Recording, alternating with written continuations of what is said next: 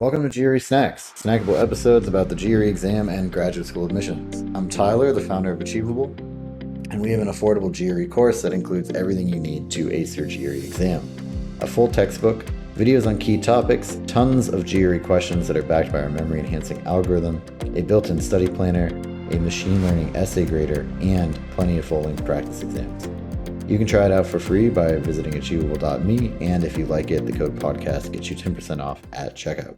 Now, let's get started. Today, we've got Erfun Guela back on the show from GMAT Compass and GRE Compass.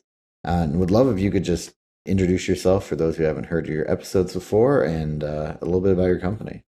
Sure. Well, thanks for having me again. So I've been a GRE and GMAT tutor full-time for the past 15 years. I have a small company with 2 other tutors, and just my personal qualifications. I have a perfect score in the GRE, and I'm sole author of McGraw-Hill's Guide to the GRE, which has been in print for over a decade. Yeah, fantastic. And today, it's going to be, as somebody who has straddled both tests for a long time, it's going to be really interesting to talk to you about this. We have the new GMAT Focus, which kind of was announced earlier this year.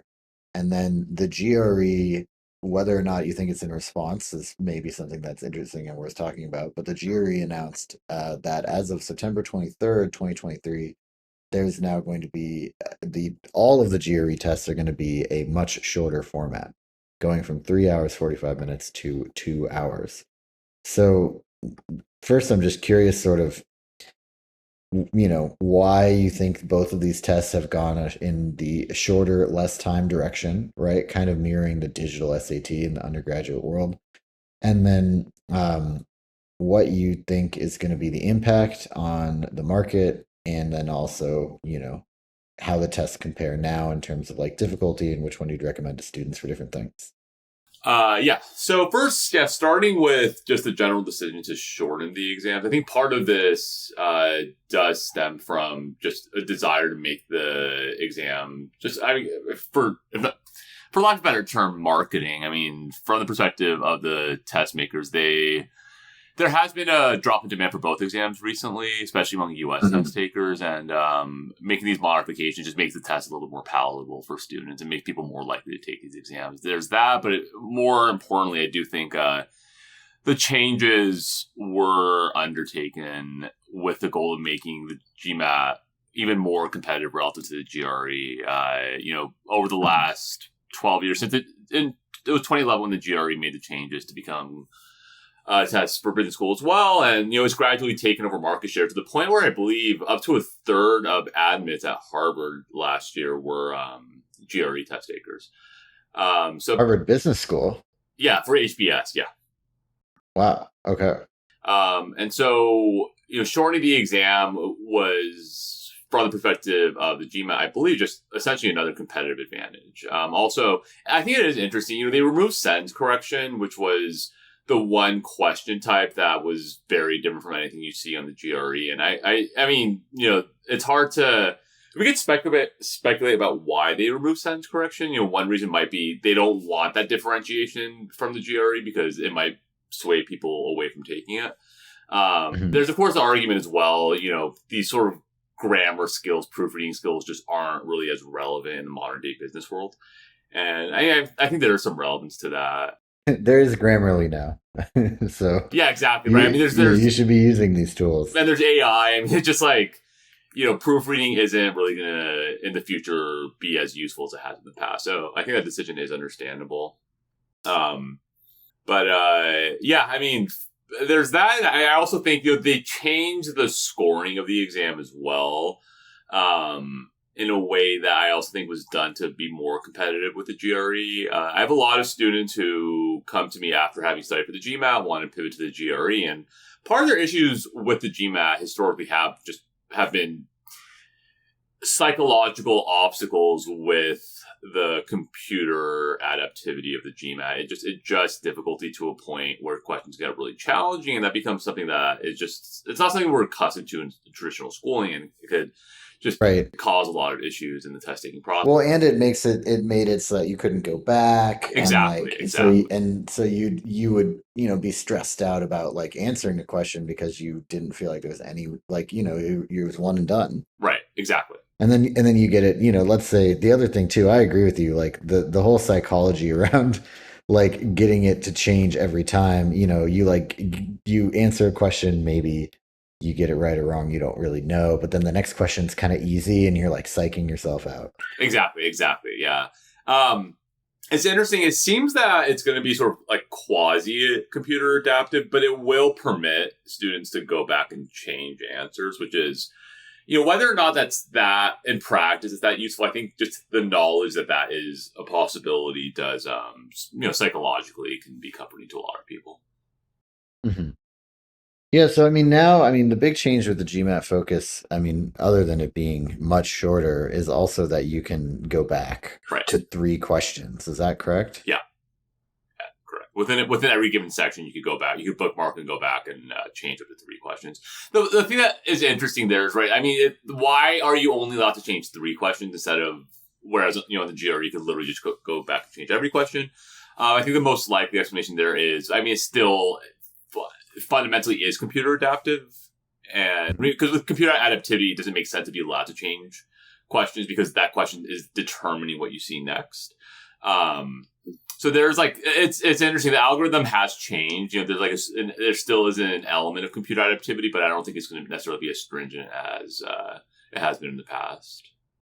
Yeah, well, I also think, they said something about, you could, answer every question wrong or something to get really easy questions and then go back and change all your answers. Like that was like their stated like explanation for why they don't allow you to change more than 3. But I also just think that like that would not give you a good score anyways. Like if you did a bunch of easy questions and got them all right, like wouldn't that not give you an 800, right? Like I feel like I think that's sort of maybe they're limiting themselves, but that's just me. Yeah, it's right. That's very strange. It still is. The very fact that they're concerned people can go back and change the answers. I think like that implies there's this element of computer adaptivity to it. Yeah, in general with computer adaptivity, it's paying attention to the level of difficulty of the questions you're missing. So if you're doing a bunch of easies, going back and changing the questions, I guess you might, you'll do a little bit better on some of them, but you're still going to impose a ceiling on your score if you do that. I don't really see why they would try to account for that specifically. It's actually sort of interesting that they said that, yeah. Yeah, no. Maybe, I think they don't want to actually change too much, but I think they're trying because of the competitive pressure from the GRE. Like they kind of feel like they have to. Yeah, exactly. But then that leads to the kind of my second question, which is, okay, GMAT comes out of the GMAT Focus. They've also had the executive assessment out. The GMAC, the Graduate Management Admissions Council, has had the executive assessment out for a little while. And so then the GRE comes out kind of guns blazing and says all the GREs are 2 hours now. Yep. starting sooner than the GMAT Focus comes out. Yep. Right. So I'm really curious what you think about that decision. And also, do you think it was in response to what was going on, or maybe they had already been planning it? Like, yeah, I'm very curious. My suspicion is this was just in response to, maybe they knew GMAT was up to, some changes, but I think fundamentally this is a response to GMAT changes. It's not surprising GMAT shortened their exam, making it, the GMAT in its new version would be about half the length of the current GRE, which is not a trivial difference for test takers, obviously. And yeah, I think again, it just goes back to wanting to have a competitive advantage or not wanting to let their competitors get ahead of them. And I think the easiest change for ETS was just to shorten it, which is what they did, right? They haven't actually changed any of the fundamentals of the exam the way GMAT has, right? Like ETS, They're removing the analyze the argument portion of the essay. But outside of that, the quant and verbal sections fundamentally are still the same, testing the same skills, same question types. Still section adaptive, still going to have 2 quant sections and 2 verbal sections, just going to be fewer questions. Mm-hmm. Yeah, so I'm curious. I am curious that about a couple of different things. First and foremost is the fact that the GMAT Focus Edition now includes the data insights that were kind of like the stepchild of the sections in the core score. Right. So what do you feel like that impact is going to be? So I mean, personally, I think it's a good decision. I think it's well informed. So what is now integrated reasoning is going to be lumped in with data sufficiency into one big section called data insights. And integrated reasoning, which they introduced, whatever, over a decade ago, I think it was like maybe 2011, 2012, something like that, is actually a better predictor of business school performance than the other sections on the GMAT. And, I think they accrue enough data to justify, well, okay, right now it's an afterthought. It doesn't really, it's not accounted for in that overall score out of 800, but it does, obviously it is relevant. It is predictive. So, making that decision to incorporate that into the scoring that schools actually care about, I think makes a lot of sense. And it is interesting that they're removing data sufficiency from the quote-unquote quant section and putting that into data insight. So now in the GMAT, what we'll call the math section, the quant section, is just problem solving, so just standard multiple choice. I think is actually a pretty interesting decision. It makes sense, though, because data sufficiency is not focused as much on like rigorous mathematical abilities the way problem solving is. It's a little bit more like working through logic puzzles in a sense, and finding evidence to justify certain conclusions based off data. So high level, I think their decision to move things around the way they have is totally reasonable. Cool. Yeah, and then I'm also kind of curious now that we've got these 2 tests, and they're, correct me if I'm wrong, like a little bit even more similar than they used to be, right? Yeah, I mean, to some extent. What is your thought about recommending these to different types of students, right? Like, I don't need you to necessarily pick one over the other for all times unless you want to, because I figure it depends. But I am curious, sort of like, where do you feel like this changes which one you recommend to students and why? Yeah, it's a kind of thing. So there's a couple unknowns here. The major unknown is how schools are going to interpret the new GMAT scoring. So basically, the current GMAT is 200 to 800 in 10-point increments. The GMAT Focus is just like randomly from 205 to 805, which, whatever, fine. I guess they're doing that to differentiate. But the bigger issue here that is a little bit of an unknown is on the current GMAT, like the holy grail where it's like, okay, a score that you feel somewhat comfortable with if you're applying to a top MBA program is a 700. Now, GMAT... but you want higher than that. You want higher, right? But at a minimum, just having that round score of a 700, does just have a kind of appeal to admissions committees. And GMAT is... and so 700 right now is around 90th percentile, something in that ballpark. Now, the new exam is out of 805 10-point increments, so you would think the scoring is the same, but the percentiles are skewed in a much different way. It's a lot more top-heavy. So on the new exam is 700. Well, they don't even have 700. 705 is like 99th percentile. And what GMAT has been saying is the equivalent... on the new GMAT, the GMAT Focus, the equivalent of 700 on a percentile basis is going to be 650. The question there... So they're just blowing, like, the top end is, like, way wider now, right? Yeah. Because if you're saying 700 is 99th percentile, that 705, means that there's 705. a huge range in that top 1%. Yeah, exactly. Yeah.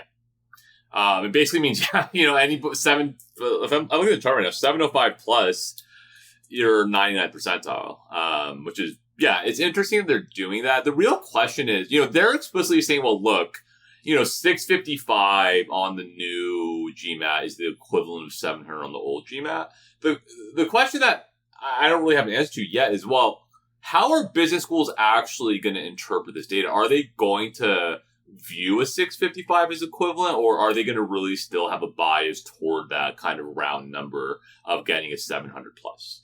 And if it's the latter, I mean, I think the latter is what you should assume, right? Because like, how many people are actually going to read their guidance, let alone like incorporate it fully? right? And that Like, human psychology is really hard to change, and then exactly. like people love round numbers, Yeah, right? exactly. And it's just, especially, I mean, it doesn't make, if GMAT wanted to overhaul this, why are they still doing it out of essentially 800? Like, that's the thing that doesn't Mhm. make a lot of sense to me. You might as well just completely revamp the scoring so that bias just won't have an impact, period. But the point with respect to test takers and the big unknown right now is, well, okay, if the schools are still going to want a 700, they still have that bias, then that's a strong argument against taking the GMAT.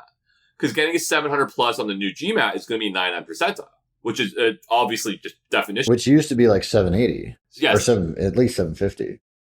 And it's just an exceedingly difficult score to get, just by Yeah. definition, obviously. So that's really the elephant in the room. I mean, how will business schools actually interpret these scores? That very fact of, the unknown there, I do think, to some extent argues in favor of taking, if you're on the fence, taking the GRE or the GMAT. Other considerations, the quant still, quant historically on the GMAT has been more difficult than on the GRE. And that still was the case. GMAT has published, new questions representative of what's going to be on the new GMAT, and the level of difficulty, the ceiling there still is higher than what you're going to get on the GRE. And again, it's still at its heart is computer adaptive, and that does mean you'll see some pretty challenging questions, which could still introduce those kind of psychological hurdles that you're not going to experience in the GRE. Yeah, I mean, I think the other thing too, that's surprising is that I mean, having such a broad difference between a 99th percentile score and a 99.9 percentile score really means that you're like catering to like the power users or like the very top of the pyramid, right? But people, including those at the very top of the pyramid, people really like to get perfect scores. People really like to, like, if you grade a class on a curve, right? Like, I was at Carnegie Mellon. There was an engineering class where if you got a 17 out of 100, you were getting a B on this test, and everyone hated that. People hated it. Like, it was like, you got a 30, you got an A, and Right. people were just like, this is so stupid. Like, make a test where an A is in 100, because people really like, especially people who have grown up their whole lives being high performers. People don't like to hear that they're 99th percentile with a 7 out of 8, right? Like, they want to get an 8 out of 8. Right. So that I think that's a really, that, and then the 205 to 805 are like two things that I am scratching my head about a little bit. Yeah, that's actually interesting what you're saying. Yeah, it might end up, because there's such a gap within that 99th percentile, you might have a lot of people just shooting for the stars there because they perceive that gap to be more meaningful than it actually is, right? It's a 1 percentile gap, but it's also like a 100-point difference. Yeah, the other side of it is, if maybe this is what college admissions officers wanted. Maybe their feedback to GMAC was, hey, kind of everybody has like a 700 plus now. So what do we like? Can you make it so that there's more differentiation? I don't know. It'll be interesting to see kind of like what the impact is of this. But I think the one thing that I literally just do not get at all is the 205 to 805. I mean, I think it just seemed like it was some last minute change they made to differentiate this from the old GMAT, honestly. I mean, it boggles my mind. I've thought about this a lot. I mean, as somebody who took the SAT the year that it went from 1600 to 2400, before now it's back to 1600. Why is it back to 1600? Because everybody hated the 2400 score. People just, people are creatures of habit. I don't know. It is what it is. I am curious though. So we talked a good bit about the new GMAT focus and the scoring and things like that. What do you think the impacts are for the new GRE in similar veins, right? Like, do you feel like the percentiles are going to change very much, or No, I'm well. Okay, that's an interesting question. I mean, in theory, it shouldn't because they're not changing anything fundamental about the exam. They're just making it shorter. in theory, yeah? But the question is, okay, given that it's shorter, so I will say, I mean, the one argument for a lot of my students against taking the GRE has been it is a longer exam. Mhm. And this, So now it's not. yeah, and so right, and so the question is, okay, well, is that going to improve the performance of the average test taker? Right, that's sort of the interesting question here. Right, because the idea is that you're basically accounting for some performance negativity that's based on the fatigue, basically. Correct. Which Right. So if you assume that there is, which is a reasonable assumption, then you'd assume that there'd be less fatigue for a shorter test, right, and then scores will go up. Does that mean that it gets harder to get a top percentile score? I don't know. well, that's you'd imagine it would skew percentiles upward, right? So right now. I think on quants, like a 165 is like 93rd percentile, something in that ballpark. It might just turn out that 93rd percentile now might be like a 167, something like that. And so it might. I mean, it's basically it's going to level the playing field, and it might just make it that everybody taking the exam on average does a little bit better, so percentiles get skewed upward. I think that's entirely conceivable, and that's interesting, right? Because then. That it's an argument against taking the GRE potentially because you do have to do a little bit better than it has historically been the case. That's I mean that's TBD how much of an impact that'll have. There's also the flip side though. Now the GRE has fewer questions, there's in a sense less margin for error, right? I mean, like proportionally, every question is going to matter more. So making silly mistakes, which has always just been the worst thing that could happen on either of these standardized exams, I think will have an even bigger impact. And so, the sort of disproportionate impact of silly mistakes might offset the advantage of, the reduced fatigue that people might be experiencing. Yeah, I mean, I think that is, if I have a piece of advice to the viewers, and I'm just the interviewer, I'm not the interviewee here, but it feels like you've got a smaller number of questions to get the same score, so minimizing mistakes is a lot more important. Exactly. Yeah, that's what I'm getting. I mean, always with the GRE, it is being section adaptive, the scoring weights. Basically missing easier questions hurts you more than missing harder questions. So, the consequence of that being, well, if you're making silly mistakes, missing ones you should be getting right is going to hurt your score a lot. That's always been the case, but now there's going to be less room to hide in a sense because there are fewer questions you can get right to offset some of the silly mistakes you might be making. So yeah, in a way, I'd say with both these exams, it's actually sort of interesting. I mean, in a way, there's a little bit more intensity or pressure because, they're shorter, right? So less fatigue, but there's a flip side. Well, yeah, but you really need to stay on your toes the whole time because it's going to be hard to offset any silly mistakes you make. Yeah. And then sort of any other thoughts on this, or like parting thoughts about this topic, right? Like, what do you think the impact's going to be kind of from these changes? Yeah, it's I'm curious to see whether the more international test takers start taking the GRE. And I say that because the sense correction, within the verbal section on the current GMAT, right? Sense correction, critical reasoning, reading comprehension. For a lot of international test takers, people for whom English is not their native language, critical reasoning, reading comprehension can sometimes be difficult to see huge gains in. But for a lot of these kinds of test takers, they're able to offset that by just, mastering every nuance of the grammar test on the GMAT and to get a sense correction score that, still makes their overall verbal score competitive. But now that the GMAT doesn't have sense correction, their verbal performance is going to rely solely on critical reasoning, reading comprehension, which can put international test takers at a disadvantage, which might sway some of them toward the GRE instead. I think that's probably one of the major impacts that's going to come from this. Outside of that, I think fundamentally, as far as American test takers are concerned, for a lot of American test takers who do struggle with the GMAT quant, I don't think that's going to change. I still think it's going to be Mhm. more competitive, and I still think people who are generally stronger at verbal, who don't like the psychological barriers imposed by computer adaptivity, would still be better served taking the GRE. Got it. Well, thank you so much. This has been GRE Snacks, hosted by Tyler from Achievable with Erfun Guela from GRE and GMAT Compass. And Achievable has a great online GRE course you can try for free at achievable.me. And if you like it, be sure to use the code podcast to get 10% off.